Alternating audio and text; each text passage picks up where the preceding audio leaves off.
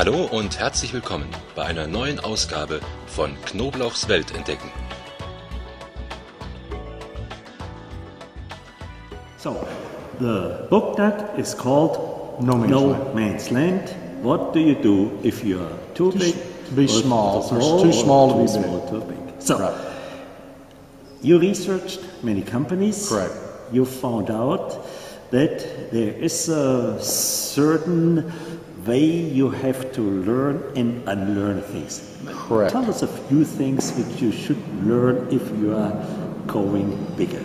Well, if you're going bigger, the first thing you have to learn is that you were good at something when you started that business. That usually is associated with the value proposition in the business. You have got to get the company good at what you're good at, or your company will be limited to your personal work. Yeah. And that limits you. Skipping to the end of the 4 M's to the money M, entrepreneurs need to think about getting risk out of their business as opposed to just growing their business, because risks, arbitraging the value proposition and the risk in your business basically creates value. And when you start getting risk out of your business, capital markets start opening up to you.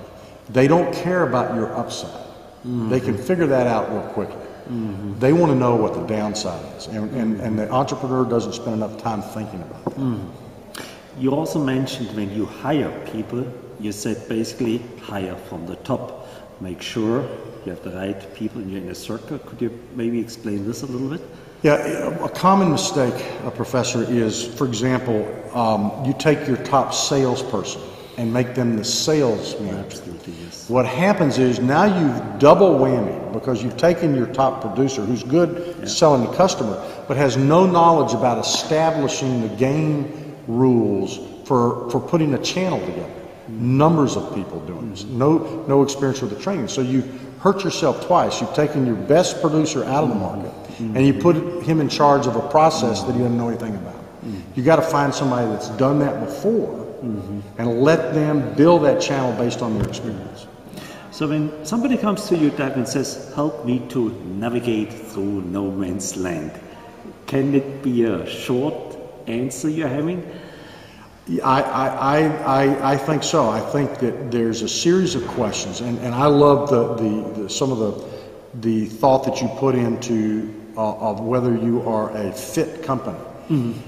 If you juxtapose fitness with size, because there are different stages of what needs to be done, you have a very interesting set of criteria that somebody can think, you effectively benchmark themselves against that. But ultimately, I think, if you want a short answer, I would say, get the business good at what you're good at. That's the marketing one. Number 2 is hire at the top, not the middle, in your inner circle. This makes Number 3 is make sure that the economics of your business is scalable before you scale. In other words, make sure there's a reason, a profit zone to do that before you do that. And finally, remember that risk and perception of risk is the key to access to capital, not upside. Great. Thank you for all the advices to navigate no man's land. Well, enjoyed talking with you.